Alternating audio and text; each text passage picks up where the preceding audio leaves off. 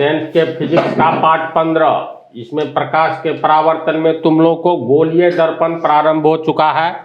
Part 14 में गोलीय दर्पण की परिभाषा बतला दिए थे और गोलीय दर्पण में इन शब्दों का प्रयोग किया जाएगा। इसके बारे में जानकारी नहीं रहेगी तो गोलीय दर्पण को समझना मुश्किल ही नहीं, नामुमकिन है, समझा ना। इसलिए इतने टर्म्स को छह पदों की परिभाषा को अच्छी तरह समझो। चलो देखो, ये कौन सा दर्पण है, भीतर में कलई किया हुआ है, बोलो कनकेव की कन्वेक्स, अवतल की उत्तल। उत्तल दर्पण में ऐसे देखते हैं, भीतर में कलई किया हुआ रहता है, याद रखना, समझ गया। अवतल दर्पण में भीतर की ओर परावर्तक सतह होता है, ये बाहर से कलई किया हुआ रहेगा, अब भीतर परावर्तक सतह, तब हो गया अवतल।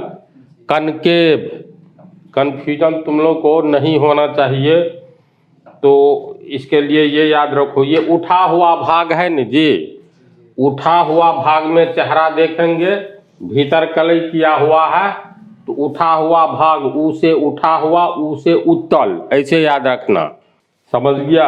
और जिसमें ये भीतर से कलई किया हुआ है तो बाहर से ये परावर्तक सतह, ये हो गया उत्तल दर्पण, कन्वेक्स मिरर। इसके बाद अवतल में बाहर से कलई किया हुआ रहता है, भीतर वाला सतह परावर्तक सतह का काम करता है। ये मान लो कल्पना करो कांच का अर्धगोला है या इससे भी छोटा है, तो ऐसे हम लोग ऊपर में कलई किया हुआ ऐसे सेट कर दो, यहाँ पर भीतर में चेहरा देखोगे। तो अवतल और उत्तल इन शब्दों को अच्छी तरह समझते जाओ। पहला टर्म है ध्रुव, किसे कहते हैं, पोल।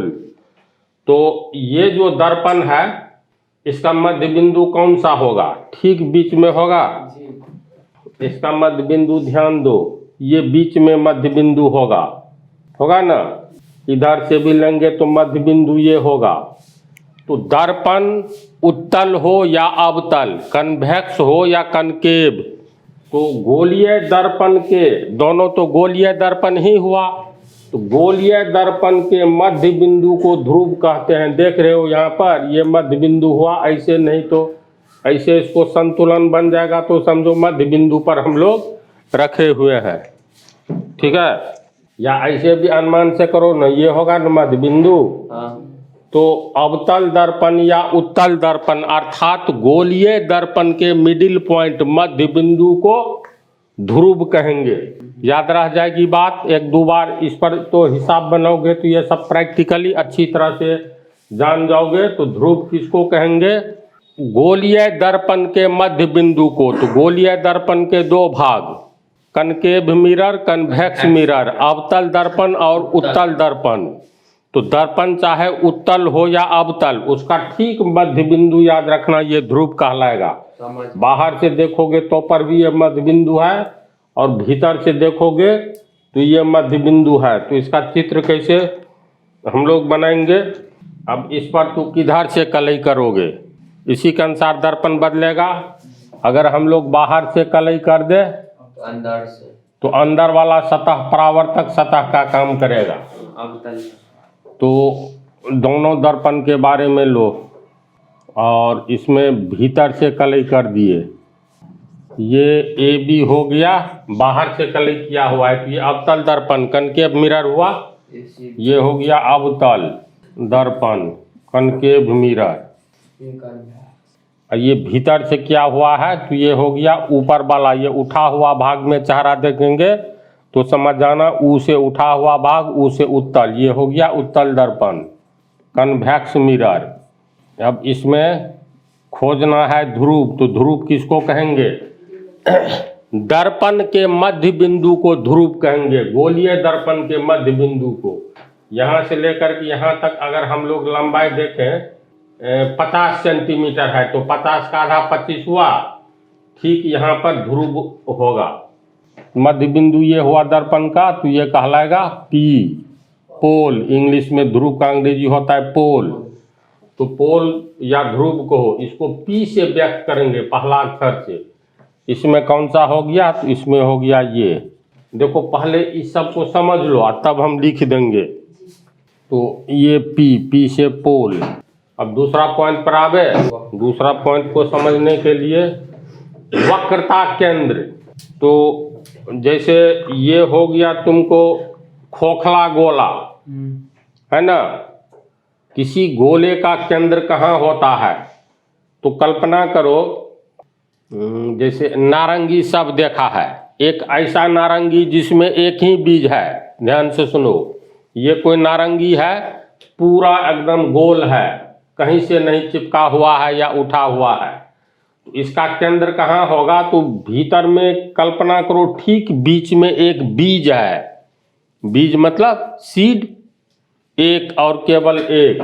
तो ठीक बीच में एक बीज है, तो वह बीज कहाँ होना चाहिए। तो अब देखो, ये देखो, यह है ना।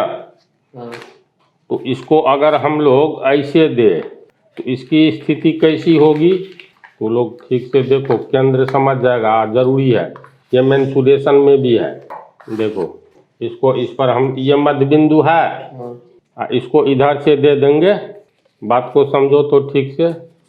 ऊपर में ये आधा, ये गोलीय दर्पण, गोलीय दर्पण किसी खोखले गोले का अंग होता है। तो तुम लोग को ये बताना है, ये खोखला गोला जो है इसका केंद्र कहाँ होगा, तो इसके ठीक बीच में होगा। अब ये देख लो, ये बीच में है, ये बिंदु जो देख रहे हो ठीक बीच में है। तो गोले का केंद्र कहाँ पर होगा, तो इन दोनों के बीच में हम दे देंगे। तो ये बिंदु कहाँ पर आना चाहिए, इसकी कल्पना करो। ये बिंदु जैसे आया, बीच में आया, आया न जी, देखो ठीक बीच में आ गया। पीछे वाला पोर्शन देख लो, आधा खोखला गोला है। तो इसकी स्थिति यानी वक्रता केंद्र में केंद्र, पहले केंद्र आओ, किसी भी गोले का केंद्र। अब इसको भी ऐसे दे दिए। तो ये बीच में जो तू लोग बिंदु देखा था, ये बिंदु कहाँ पर है, दिमाग में आई बात। तो यही बिंदु जो है किसी भी गोले का केंद्र कहलाएगा, सेंटर। ये बिंदु जो है इसी को वक्रता केंद्र कहा जाता है। तो इसको दो भाग में बांट दिए। एक भाग ये हो गया, ये वाला ऊपर से कलई किया हुआ है, तो ये हो गया। ये भीतर से कलई किया हुआ है, तो ये भीतर में कलई किया हुआ है।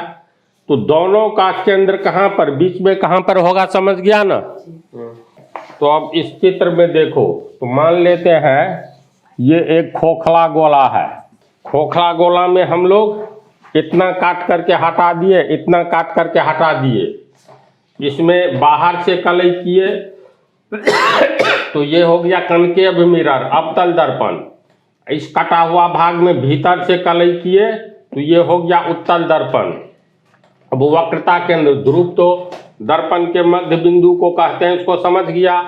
वक्रता केंद्र किसको कहते हैं, तो मान लो ये ए बी जो गोलीय दर्पण है, अर्थात अवतल दर्पण कनकेव मिरर है, तो किसी न किसी खोखले गोले का अंग है ना। अगर हम लोग, ये गोला है तो इसमें इतना ही काटेंगे, इसको हटा देंगे, तो ये कटा हुआ भाग जो ये हुआ, अब इधर कलई कर दो तू। ये किसी खोखले गोले का अंग है, तो खोखले गोले का जो केंद्र होगा ना ये, तो उसी तरह मान लो यही केंद्र जो है वक्रता केंद्र कहलाएगा दर्पण का, चाहे अवतल दर्पण हो या उत्तल दर्पण। तो वक्रता केंद्र ये कहाँ पर आएगा, तो ये खोखला गोला में से इधर वाला पोर्शन काट कर हटा लिए, और इधर वाला इतना पोर्शन, इसको मान लो RS, ये दर्पण है RS, कन्वेक्स मिरर। ये AB हो गया कनकेव मिरर, यानी ये अवतल दर्पण, ये उत्तल दर्पण। तो अलग अलग केंद्र के बारे में जानोगे।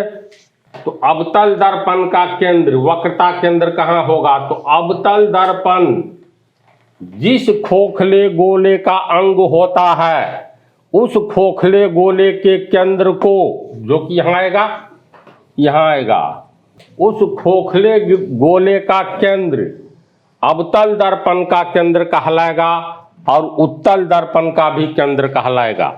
दिमाग में बात आ रही है। किसी न किसी खोखले गोले का अगर यही हम लोग ले, जो AB अवतल दर्पण कनकेव मिरर है, इसका केंद्र कहाँ है, इसका मतलब अवतल दर्पण तो खोखले गोले का एक अंग है, टुकड़ा है। तो अवतल दर्पण हो या उत्तल दर्पण, कनकेव मिरर हो या कन्वेक्स मिरर, दोनों किसी खोखले गोले का एक टुकड़ा होता है। तो जिस खोखले गोले का टुकड़ा होता है उसी खोखले गोले के केंद्र को अवतल दर्पण का केंद्र कहेंगे और उसी खोखले गोले के केंद्र को उत्तल दर्पण का भी केंद्र कहेंगे। इसे हम लोग सी से व्यक्त करते हैं। क्यों? क्योंकि सेंटर ऑफ कर्वेचर इंग्लिश होता है। तो ये सी क्या हो गया? वक्रता केंद्र हो गया, ए बी के लिए भी और आर एस के लिए भी। इसको अगर मिटा दे तो अब ध्यान से देखो तो ये कौन सा दर्पण हो गया? उत्तल दर्पण। तो जिधर कलई किया हुआ होता है उस ओर केंद्र होता है। इस सब पॉइंट को अच्छी तरह याद रखना है। जैसे उत्तल दर्पण का केंद्र किस ओर होता है, तो इधर दाईं ओर से तो हम लोग खड़ा होकर के अपना प्रतिबिंब देखेंगे।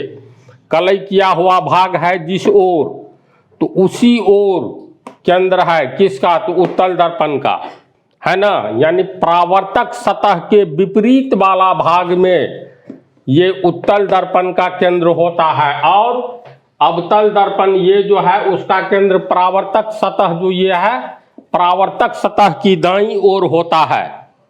समझ रहा है बात को? जैसे अगर अलग से चित्र बनावे चलो, ये हो गया तुमको अवतल दर्पण, तो मध्य बिंदु हो गया केंद्र, और सॉरी मध्य बिंदु पोल हुआ। केंद्र कहाँ होगा? तो जिस खोखले गोले का अंग है उसका केंद्र। तो यहाँ पर मान लो ये हुआ वक्रता केंद्र अवतल दर्पण का। अगर उत्तल दर्पण का लोगे तो उत्तल दर्पण में भीतर वाला भाग कलई किया हुआ रहता है, तो इसका केंद्र ऐसे नहीं इधर दे देना है। देखो ये तो परावर्तक सतह है, तो ऐसे जो है चित्र उत्तल दर्पण कन्वेक्स मिरर का, तो किस खोखले गोले का अंग है, तो ऐसे तू इसको गोला का रूप दो। तो ये गोला का रूप हुआ, तो यहाँ पर गोला का केंद्र होगा, यही केंद्र जो है इस उत्तल दर्पण का केंद्र हो जाएगा कन्वेक्स मिरर का। तो याद ये रखना है उत्तल दर्पण का केंद्र परावर्तक सतह दाईं ओर है, बाईं ओर कलई किया हुआ है, तो परावर्तक सतह के विपरीत में होता है केंद्र किसका? कन्वेक्स मिरर का, उत्तल दर्पण का। अवतल दर्पण में परावर्तक सतह की ओर होता है। तो पॉइंट बी को अच्छी तरह समझा तो लोग। इसके बाद आ जाओ वक्रता त्रिज्या।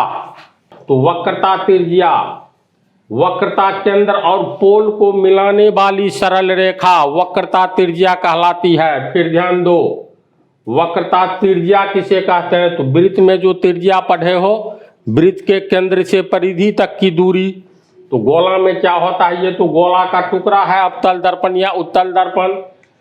तो वक्रता त्रिज्या वक्रता केंद्र से पोल तक की दूरी को वक्रता त्रिज्या कहते हैं। ये P हुआ, P से पोल, और ये C से हो गया सेंटर ऑफ कर्वेचर वक्रता केंद्र। तो पोल एवं वक्रता केंद्र के बीच की दूरी को हम लोग वक्रता त्रिज्या कहेंगे। इसे R से व्यक्त किया जाता है। इसमें किसको कहेंगे? तो वक्रता केंद्र से पोल की दूरी। तो ये हो गया तुमको उत्तल दर्पण कन्वेक्स मिरर का वक्रता त्रिज्या C से P तक। एक ही चित्र में हम बतला रहे हैं। मान लो इधर चित्र नहीं है, तो फिर ध्यान दो, उत्तल दर्पण का वक्रता त्रिज्या परावर्तक सतह के विपरीत में होता है। इसमें सब कुछ उल्टा होगा। जैसे ये अवतल दर्पण है, अवतल दर्पण में देखो परावर्तक सतह यानी पोल से वक्रता केंद्र तक की दूरी को वक्रता त्रिज्या कहते हैं। तो वक्रता त्रिज्या अवतल दर्पण कनकेव मिरर में परावर्तक सतह की ओर है ना। फिर इसमें देखो उत्तल दर्पण में परावर्तक सतह इधर है, इधर कलई किया हुआ है, तो कलई किया हुआ भाग की ओर वक्रता त्रिज्या होता है, वक्रता केंद्र होता है। इसमें तो कनकेव मिरर और कन्वेक्स मिरर को मिलाने वाली लेंथ यहाँ पे डायमीटर भी हो गया पोल से। ये अलग है, हम एक ही में चित्र बना दिए समझने के लिए। देखो इधर वाला भुला जाओ, ये हुआ कन्वेक्स मिरर। कन्वेक्स मिरर में जब भी चित्र बनाओगे तो सब कुछ उल्टा, जैसे वक्रता केंद्र कलई किए हुए की ओर होगा, पोल तो मध्य बिंदु होगा वक्रता त्रिज्या पोल से केंद्र तक की दूरी, तो वक्रता त्रिज्या भी देखो तो परावर्तक सतह के विपरीत है उत्तल दर्पण में, समझ रहा है। तो वक्रता त्रिज्या के बारे में समझ गया। अब आ जाओ प्रधान अक्ष या मुख्य अक्ष, प्रिंसिपल एक्सिस। तो इसका इंग्लिश होता है प्रिंसिपल एक्सिस। तो इसकी परिभाषा होती है पोल एवं वक्रता केंद्र से गुजरने वाली रेखा को प्रधान अक्ष कहते हैं। इस चित्र को फिलहाल कुछ सेकंड के लिए भुला जाओगे तो इसको और आगे की ओर बढ़ाया जा सकता है। प्रधान अक्ष या मुख्य अक्ष, प्रिंसिपल एक्सिस, पोल एवं वक्रता केंद्र से गुजरने वाली रेखा को प्रधान अक्ष या मुख्य अक्ष कहते हैं। इसमें और कैसे इसमें गुजरेगी? उधर जो कनेक्ट किया हुआ है कलर। गुजरे ये वाला नहीं, मतलब काल्पनिक रूप से एक सरल रेखा को मानो, समझ गए। जो सरल रेखा पोल और वक्रता केंद्र से गुजरती है, तो ऐसी सरल रेखा को प्रिंसिपल एक्सिस, मुख्य अक्ष कहेंगे। इसमें भी और इसमें भी। अब इस पर ध्यान नहीं दो तो ये कन्वेक्स मिरर है, पोल और वक्रता केंद्र से गुजरने वाली रेखा को प्रधान अक्ष या मुख्य अक्ष कहेंगे। समझ गया इतनी बात। अब इसके बाद आओ फोकस। पोल एवं वक्रता केंद्र को मिलाने वाली रेखा वक्रता त्रिज्या कहलाती है। तो पोल एवं वक्रता केंद्र के बीच की दूरी में मध्य बिंदु लो, तो यहाँ आएगा। तो पोल एवं वक्रता केंद्र को मिलाने वाली रेखा का मध्य बिंदु फोकस कहलाता है। तो ये हो गया एफ से फोकस। इसको एफ से व्यक्त करते हैं, ओनली एफ से। फोकस की एक और परिभाषा होती है जो अभी नहीं, मतलब एक दो पार्ट के बाद समझोगे या इस पार्ट के बाद। फिलहाल याद रखना है, दर्पण चाहे अवतल हो, कनकेव या उत्तल हो, कन्वेक्स, तो ये कनकेव में लिया। अब इसमें देखो ये है कन्वेक्स उत्तल दर्पण। तो पोल एवं वक्रता केंद्र को मिलाने वाली रेखा का मध्य बिंदु उत्तल दर्पण का फोकस कहलाएगा। समझा?